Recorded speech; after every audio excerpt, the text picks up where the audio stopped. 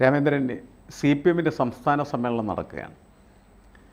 സാധാരണ രീതിയിൽ നമ്മൾ ഇടതുപക്ഷ രാഷ്ട്രീയത്തെ വിലയിരുത്തുമ്പോൾ വളരെ ഗൗരവമായി ഇന്ന് ദേശീയ തലത്തിൽ നടക്കുന്നതും അതേപോലെ തന്നെ സംസ്ഥാന തലത്തിൽ നിർവഹിക്കപ്പെടുന്നതുമായിട്ടുള്ള രാഷ്ട്രീയ ദൗത്യങ്ങളെക്കുറിച്ച് വ്യക്തമായ ചില കാഴ്ചപ്പാടുകൾ അവതരിപ്പിക്കപ്പെടുന്ന തരത്തിലായിരിക്കും പാർട്ടിയുടെ ഉത്തരവാദിത്തപ്പെട്ട ജനറൽ സെക്രട്ടറിയുടെ സ്ഥാനം അലങ്കരിച്ചുകൊണ്ടിരിക്കുന്നതായിട്ടുള്ള പ്രകാശ് കാരാട്ട് നടത്തുന്നത് എന്നാണ് പൊതുവെ നമ്മളൊക്കെ ധരിച്ചിരിക്കുന്നത്.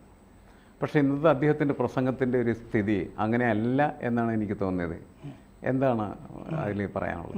ഇങ്ങനത്തെ ആമുഖ പ്രസംഗങ്ങൾ സംസ്ഥാന സമ്മേളനത്തിലുള്ളത് അത് മാധ്യമപ്രവർത്തകർക്കും പ്രവേശനമുള്ളതാണ്. അത് കഴിഞ്ഞ് നമുക്ക് ഭക്ഷണം തന്നിട്ട് നമ്മളെ പുറത്താക്കിയ ശേഷം അവരുടെ ഗ്രൂപ്പ് ചർച്ചകളും കാര്യങ്ങളും ഒക്കെയാണ് ചെയ്യുക. മറ്റേ റിപ്പോർട്ട് അവതരിപ്പിക്കും, സംഘടനാ റിപ്പോർട്ട്, അങ്ങനെയാണ് പോവുക. പിന്നെ ഇന്റേണൽ ആയിട്ടുള്ള ഒരു പ്രോസസ്സാണ്. അതെ, പ്രോസസ്സാണ്. അപ്പോൾ ഇന്നത്തെ കാരാട്ടിൻ്റെ പ്രസംഗത്തിൽ സാധാരണഗതിയിൽ രാജീവ് പരിഭാഷപ്പെടുത്തുന്ന ഇംഗ്ലീഷ് പ്രസംഗം തന്നെയായിരുന്നു അത്. അതിൻ്റെ അകത്ത്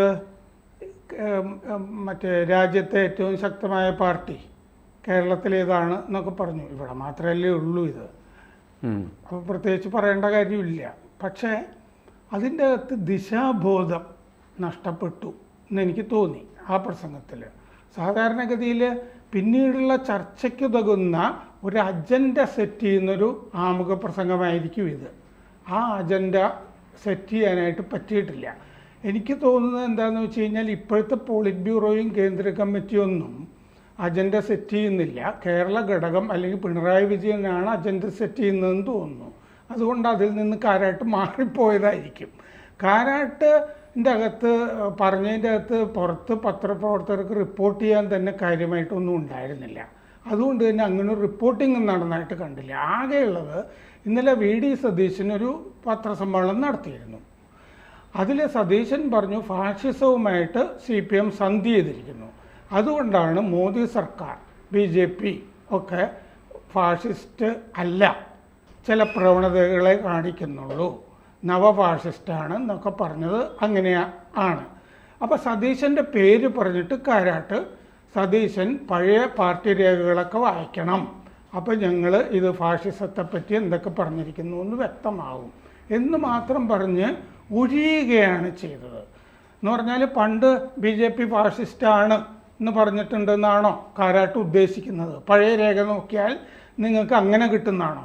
എങ്കിൽ ഒരു പ്രധാനപ്പെട്ട ചോദ്യമുണ്ട്, എന്തുകൊണ്ട് BJP ഫാഷിസ്റ്റാണ് എന്നുള്ള നിലപാടിൽ നിന്ന് മാറിപ്പോയി എന്നുള്ളത്.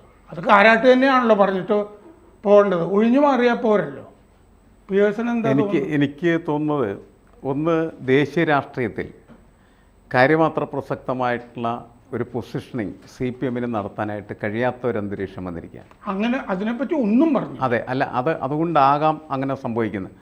ഇന്ത്യൻ രാഷ്ട്രീയത്തിൽ ഇതുവരെ കമ്മ്യൂണിസ്റ്റ് പാർട്ടി പ്രവർത്തിക്കാൻ തുടങ്ങിയിട്ട് ദേശീയ രാഷ്ട്രീയത്തിൽ ഇതേപോലെ ഇടപെടാൻ പറ്റാത്തതായിട്ടുള്ള ഒരു അന്തരീക്ഷം, ഒരു നിർഭാഗ്യകരമായിട്ടുള്ള ഒരവസ്ഥ എന്ന് വേണമെങ്കിൽ നമുക്കതിനെ വിശേഷിപ്പിക്കാം. അത് ആദ്യമായിട്ടാണ് പാർട്ടിക്കുണ്ടായിരിക്കുന്നത് എന്നാണ് ഞാൻ കണക്കാക്കുന്നത്. കാരണം ഇതുവരെ നടന്ന എല്ലാ പാർട്ടി കോൺഗ്രസ്സുകളിലും, ആ കോൺഗ്രസിൻ്റെ മുന്നോട്ടിയായി നടക്കുന്ന എല്ലാ സംസ്ഥാന സമ്മേളനങ്ങളിലും വളരെ വ്യക്തമായിട്ട് ഒരു കാഴ്ചപ്പാട് അവതരിപ്പിക്കും. ഇന്ന് ഇപ്പോൾ രാമേന്ദ്രൻ പറഞ്ഞതെന്ന് വെച്ചാൽ വ്യക്തമായിട്ടുള്ള യാതൊരു ഒബ്ജക്റ്റീവ്സ് ഇല്ലാത്ത ഒരു പ്രസംഗമായിരുന്നു എന്നാണ് നമ്മളൊരു പത്രപ്രവർത്തകൻ എന്നതിലൊക്കെ അത് കേൾക്കുമ്പോൾ തോന്നുന്നതെന്നാണല്ലോ പറഞ്ഞത്. ശരിയാണെന്നാണ് എനിക്ക് തോന്നുന്നത്. അതിൻ്റെ കാരണം ഇതായിട്ടാണ് ഞാൻ വിലയിരുത്തുന്നത്. കാരണം ദേശീയ രാഷ്ട്രീയത്തിൽ ഇപ്പോൾ CPM എന്ന് പറയുന്നതായിട്ടുള്ള പാർട്ടിക്ക് കാര്യമായിട്ടൊന്നും ചെയ്യാനില്ല. എന്നുവെച്ചാൽ കേരളത്തിൽ തന്നെയാണ് അദ്ദേഹം പറഞ്ഞതുപോലെ ശക്തിയുള്ള പാർലമെൻ്ററി രംഗത്ത് ഇടപെടാനായിട്ട് കഴിവുള്ള ഒരു പാർട്ടിയായിട്ട് CPM നിലനിൽക്കുന്ന മറ്റൊരിടത്തും സാധ്യമേ അല്ല. അപ്പോൾ കേരളത്തിലെ കാര്യങ്ങൾ തീരുമാനിക്കുന്നത് കേരളത്തിലെ പാർട്ടി, ആ കേരളത്തിലെ പാർട്ടി തീരുമാനിക്കുന്ന തീരുമാനങ്ങൾ ഇന്ത്യയുടെ തീരുമാനമായിട്ട് അല്ലെങ്കിൽ ഇന്ത്യയുടെ ദേശീയ തലത്തിലുള്ള തീരുമാനമായിട്ട് മാറിത്തീരുകയാണ് ചെയ്യുന്നത്. അതൊരു അപകടമാണ്. അതെന്താണെന്ന് വെച്ചാൽ അതിലുള്ള പ്രശ്നം എന്താ അറിയാമോ?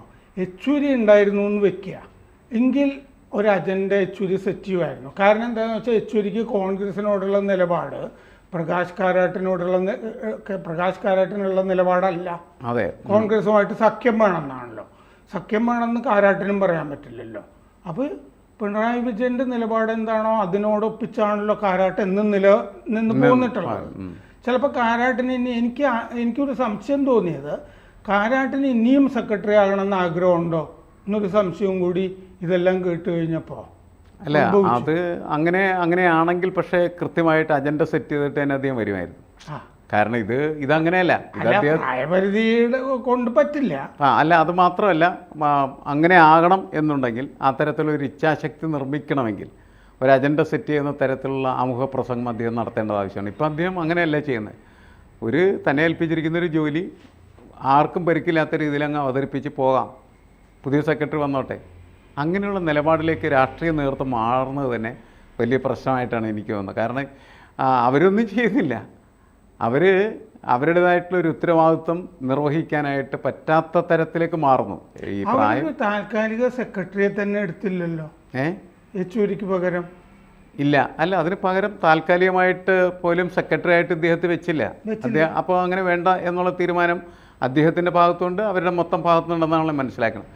അങ്ങനെ പകരം ഇരിക്കുന്ന ഒരാൾ, സെക്രട്ടറി ആയിട്ടല്ല, പകരം ഇരിക്കുന്ന ഒരു ജോലി, ഒരു പ്രോക്സി എന്ന് വേണമെങ്കിൽ നമുക്ക് ശരി, അത്തരത്തിലുള്ളൊരു പ്രോസസ്സിലാണ് അദ്ദേഹം പ്രവർത്തിച്ചുകൊണ്ടിരിക്കുന്നത്. അതുകൊണ്ട് തന്നെ ആയിരിക്കണം ഇങ്ങനത്തെ ഒരു പ്രസംഗം അദ്ദേഹം നടത്താനായിട്ട് ശ്രമിച്ചത് എന്നാണ് ഞാൻ മനസ്സിലാക്കുന്നത്. ഈ ദേശീയ തലത്തിൽ ഇപ്പോൾ പിയേഴ്സൺ പറഞ്ഞതെന്ന് എനിക്ക് മനസ്സിലായത്, ദേശീയ തലത്തിൽ ഈ പാർട്ടിക്ക് ഒരു പ്രസക്തി ഇല്ലാത്തതുകൊണ്ട് ദേശീയ തലത്തിൽ എന്തൊക്കെയാണ് ഭീഷണി എന്നുള്ള കാര്യം പറയുന്നില്ല, അതാണോ? അല്ല, ദേശീയ തലത്തിലുള്ള രാഷ്ട്രീയം ചർച്ച ചെയ്യുന്നില്ല. കാരണം നമ്മളിപ്പോൾ ഒരു രാഷ്ട്രീയ പാർട്ടി എന്ന നിലയ്ക്ക് പ്രവർത്തിക്കുമ്പോൾ ദേശീയ രാഷ്ട്രീയത്തിൽ എന്ത് നിലപാടെടുക്കണം എന്നത് കൃത്യമായിട്ട് പറയണമല്ലോ. അത് പറയാൻ പറ്റാത്ത രീതിയിലേക്ക് കാര്യങ്ങൾ മാറിയിട്ടുണ്ട്. ഒന്ന്, ഇന്ത്യ മുന്നണി എന്ന് പറഞ്ഞ് ഒരു പ്രതിപക്ഷ മുന്നണി ഉണ്ടാക്കുകയും അതിൻ്റെ ഭാഗമായി പല സംസ്ഥാനങ്ങളിലും തിരഞ്ഞെടുപ്പിൽ മത്സരിക്കുകയും ചില സ്ഥലത്തു നിന്ന് എംപിമാരെ സൃഷ്ടിക്കുകയൊക്കെ ചെയ്തെങ്കിൽ പോലും കേരളത്തിലേക്ക് വരുന്ന സമയത്ത് ഈ ഇന്ത്യ മുന്നണിയിലെ പ്രമുഖ കക്ഷിയായിട്ടുള്ള കോൺഗ്രസ്സിനെതിരെ പ്രവർത്തിക്കാനായിട്ട് മാത്രം പറ്റുന്ന തരത്തിൽ CPM പൊസിഷൻ ചെയ്യപ്പെട്ടിട്ടുണ്ട്. കാരണം ഇവിടെ കോൺഗ്രസ്സിനെ എതിർത്തില്ലെങ്കിൽ പിന്നെ CPMന് എന്ത് ചെയ്യാൻ പറ്റും? CPM ഇവിടെ ഇല്ലാണ്ടാവും. അപ്പോൾ ഇവിടെയെങ്കിലും CPMനെ നിലനിർത്തുക എന്ന ഒരു അജണ്ട സെറ്റ് ചെയ്യുമ്പോൾ കോൺഗ്രസ് ആണ് മുഖ്യ ശത്രു എന്ന് പറയേണ്ടി വരും. നമുക്കറിയാം, ദേശീയ രാഷ്ട്രീയം പരിശോധിക്കുമ്പോൾ കോൺഗ്രസ് അല്ല മുഖ്യ ശത്രു, BJP ആണ്. അത് കാണാനായിട്ട് ശ്രമിക്കാതിരിക്കുന്ന തരത്തിലൊരു മറ വരുന്നത് കൊണ്ടാണ് ഈ ആമുഖ പ്രസംഗം എന്ന് പറയുന്നത് അജണ്ട ഇല്ലാത്ത, അതങ്ങനെ ആയി പോകുന്നതിൻ്റെ കാരണം അതാണ്. എന്താണ് പുള്ളിക്ക് പറയാനായിട്ട് പറ്റുക? ദിശാബോധം ഉണ്ടാക്കാൻ പറ്റാത്ത കണ്ടീഷനാണുള്ളത്. കേരളത്തിലെ പാർട്ടിയുടെ തീരുമാനത്തിൽ പ്രധാനപ്പെട്ടത് കോൺഗ്രസിനെതിരെ നിൽക്കുക എന്നുള്ളതാണ്. അതിപ്പോൾ ഒരു പൊളിറ്റിക്കൽ പാർട്ടിയുടെ എക്സിസ്റ്റൻസുമായിട്ട് കണക്ട് ചെയ്ത് ഡിസ്കസ് ചെയ്താൽ അവർക്കതല്ലേ ചെയ്യാൻ പറ്റുള്ളൂ. പിന്നെ മറ്റേ MP ഗോവിന്ദൻ അവതരിപ്പിക്കാൻ പോകുന്ന റിപ്പോർട്ടുണ്ടല്ലോ, പ്രവർത്തന റിപ്പോർട്ടോ സംഘടനാ റിപ്പോർട്ടോ, അതിൽ BJPയുടെ വളർച്ചയാണ് പറഞ്ഞിരിക്കുന്നത്. അതിൽ BJPയുടെ വളർച്ചയാണ് പറഞ്ഞിരിക്കുന്നത്. അത് ശരിയുമാണ്. BJP കേരളത്തിൽ വളരുന്നതിൽ പല ഘടകങ്ങളുണ്ട്. അതിലൊരു ഘടകം CPM തന്നെയാണ്. രണ്ടാമത്തെ ഘടകം കോൺഗ്രസ്. മൂന്നാമത്തെ ഘടകം എന്ന് പറയുന്നത് കേന്ദ്രത്തിലുള്ള BJPയുടെ ഭരണവുമാണ്. അങ്ങനെയാണ് ഞാനതിനെ വിലയിരുത്തുന്നത്. കാരണം ഈ CPMൻ്റെ ഒരു ദൗർബല്യം കേരളത്തിൽ അവർ മുസ്ലിം പ്രീണനം നടത്തി എന്നുള്ളതായിരുന്നു. അങ്ങനെയാണ് കേരളത്തിലെ ഏറ്റവും വലിയ ഹിന്ദു പാർട്ടി എന്ന് പറഞ്ഞാൽ നമുക്കറിയാമല്ലോ CPM ആണ്.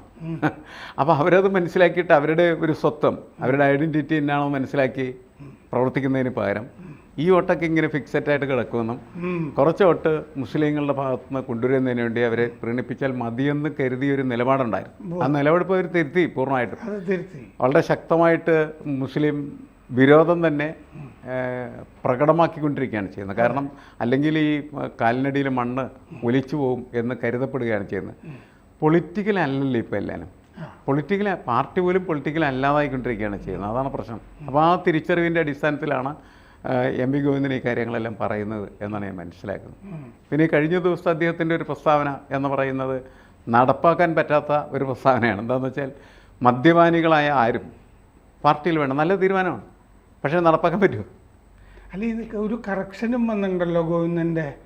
അതായത് ഞാൻ പറഞ്ഞത് പാർട്ടി നേതാക്കളും പ്രവർത്തകരും മദ്യപിക്കരുതെന്നാണ്, അനുഭാവികൾക്ക് മദ്യപിക്കാം അല്ലെങ്കിൽ പിന്നെ അനുഭാവികൾ ആരും ഉണ്ടാവില്ല അതിനകത്ത്. അതെ, അതിന് കാരണം നമ്മുടെ നാട്ടിൽ മുഴുവൻ ആളും മദ്യപാനികളാണ് ഇപ്പോൾ.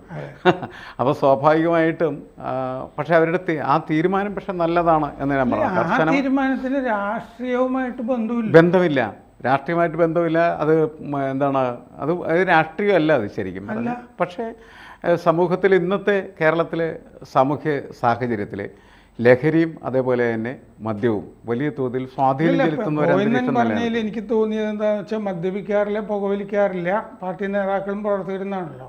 അപ്പം മയക്കുമരുന്ന് ഉപയോഗിക്കാം എന്ന് വേണമെങ്കിൽ പറയാമല്ലോ. അങ്ങനത്തെ ഒരു വ്യാഖ്യാനം വരാം. പക്ഷേ ഞാൻ പറയുന്നത് അതിൻ്റെ ഒരു റിയൽ സ്പിരിറ്റിലെടുത്താൽ ഇതിങ്ങനെ ഇല്ലാതിരിക്കുന്ന തരത്തിൽ ഉള്ള ഒരു പ്രവർത്തനം. ഇപ്പോൾ RSSൻ്റെ പ്രവർത്തകർക്കും അത്തരത്തിലുള്ള നിർദ്ദേശങ്ങൾ അവർ കൊടുക്കാറുണ്ട്. കാരണം എന്ന് വെച്ചാൽ ഈ കേഡേഴ്സ് എന്ന് പറയുന്നത് പെർഫെക്റ്റായിട്ട് ആക്ടിവേറ്റ് ചെയ്താൽ മാത്രമാണ് അത്തരം പ്രസ്ഥാനങ്ങൾക്ക് മുന്നോട്ട് പോകാനായിട്ട് 24 മണിക്കൂർ അവൈലബിൾ ആയിരിക്കും അവർ. അല്ലാതെ ഏതെങ്കിലും സമയത്ത് കുടിച്ചു കൂത്താടി അങ്ങനെ ഇരിക്കാൻ പറ്റില്ല. അതാണ് പ്രശ്നം. അതുകൊണ്ട് അത് കേഡർ പാർട്ടികളുടെ ഇപ്പോൾ RSS ഒന്നും അതിനെ അനുവദിക്കുമെന്ന് എനിക്ക് തോന്നാനില്ല. എന്തായാലും അത് തന്നെയാണ് CPM അവരുടെ കോർ അംഗങ്ങൾക്ക് കൊടുക്കുന്നതായിട്ടുള്ള നിർദ്ദേശം. അതിൽ കൂടുതൽ അതിന് വലിയ പ്രാധാന്യം കൊടുക്കേണ്ടതില്ല. പക്ഷേ പെട്ടെന്ന് എനിക്ക് സംഭവം ഓർമ്മ വന്നു. ഒരു പ്രധാനപ്പെട്ട നേതാവ് ആലപ്പുഴയിലുണ്ടായിരുന്നു പണ്ട് EMSൻ്റെ കാലത്ത്. അപ്പോൾ അദ്ദേഹത്തിൻ്റെ മദ്യപാനം പാർട്ടിയിൽ വലിയ ചർച്ചയായി കഴിഞ്ഞപ്പോൾ ഇത് ചർച്ച ചെയ്യുന്ന മീറ്റിങ്ങിൽ EMS പറഞ്ഞായിട്ട് ഞാൻ കേട്ടിട്ടുണ്ട്, കുടിക്കാം, കൂത്താടരുത് എന്ന് പറഞ്ഞതായിട്ട്. അതാണ് അതിന് നല്ല ഉത്തരം. അല്ല, അതാണ് ശരിയായി. അതൊക്കെ ആണ് ഈ പ്രാക്ടിക്കലായിട്ട് പ്രായോഗികമായിരിക്കണമല്ലോ പറയുന്ന കാര്യം. അങ്ങനെ പറഞ്ഞു വെക്കാനേ പറ്റുള്ളൂ. എങ്കിലും നമുക്ക് സംസ്ഥാന സമ്മേളനത്തിൻ്റെ പൊളിറ്റിക്കൽ അജണ്ടയിലേക്ക് വരുന്ന സമയത്ത് എന്തുകൊണ്ട് കൃത്യമായിട്ട് ഒരു പൊളിറ്റിക്കൽ അജണ്ട സെറ്റ് ചെയ്യാനും അത് അവതരിപ്പിക്കാനും ആമുഖ പ്രസംഗത്തിൽ പ്രകാശ് കാരാട്ടിന് കഴിഞ്ഞില്ല എന്ന് ചോദിച്ചാൽ എനിക്ക് തോന്നുന്നത് ദേശീയ രാഷ്ട്രീയത്തിൽ അതിന് കാര്യമായ ഒന്നും ചെയ്യാനില്ല എന്നുള്ള ഒരു സാഹചര്യത്തിലേക്ക് അത് എത്തിയിട്ടുണ്ടോ എന്ന സംശയമാണ് അത് ഉയർത്തുന്നത്, അല്ലേ? എന്താ തോന്നുന്നത്? അതെ, അങ്ങനെയാണ്. എന്താണെന്ന് വെച്ചാൽ ഹർകിഷൻ സിംഗ് സുർജിത്തിൻ്റെയൊക്കെ പ്രസംഗങ്ങൾ കുറെ കേട്ടിട്ടുണ്ട്. ആ സമയത്ത് നമ്മളൊരു മൂന്നാം ബദൽ കെട്ടിപ്പടുക്കണം, അതിങ്ങനെ ആയിരിക്കണം എന്ന് കൃത്യമായിട്ട് പറയുകയാണ്. അദ്ദേഹം സോണിയാഗാന്ധിയുടെ അടുത്തൊക്കെ ബേട്ടി ബേട്ടി എന്ന് പറഞ്ഞ് ഓടി നടക്കുന്നതൊക്കെ ഓർക്കുന്നില്ലേ? ആ രാഷ്ട്രീയമൊക്കെ അങ്ങ് മാറി വെച്ചു. ആകെ കേരളത്തിനെ പറ്റി മാത്രമേ ആലോചിക്കേണ്ടതുള്ളൂ എന്നുള്ള അവസ്ഥയിലെത്തിയതാണ് പ്രശ്നം. പതനമാണത്. കൂടുതൽ വാർത്തകളും വിശേഷങ്ങളും നിങ്ങളിലേക്ക് എത്താൻ ABC മലയാളം സബ്സ്ക്രൈബ് ചെയ്യുക, ബെൽബട്ടനും അമർത്തുക.